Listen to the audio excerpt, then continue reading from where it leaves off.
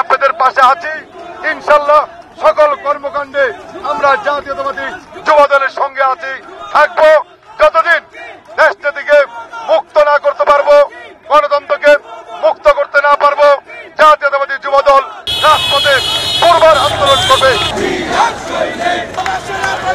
তারুণ্যের প্রতীক, বাংলাদেশের আশা আকাঙ্ক্ষার প্রতীক, এই মুহূর্তে বাংলাদেশের যে আন্দোলন সংগ্রামের অত্যন্ত প্রহরী দেশ নায়ক জনাব তারেক রহমান আজকে যে জাতীয়তাবাদী যুবদলের নবনির্বাচিত কমিটি উপহার দিয়েছেন, সেই জন্য বাংলাদেশ জাতীয়তাবাদী যুবদলের পক্ষ থেকে, কেন্দ্রীয় সংসদের পক্ষ থেকে, আমরা প্রতিটি ইউনিটের পক্ষ থেকে আমাদের নেতাকে রক্তিম শুভেচ্ছা অভিনন্দন জানাচ্ছি।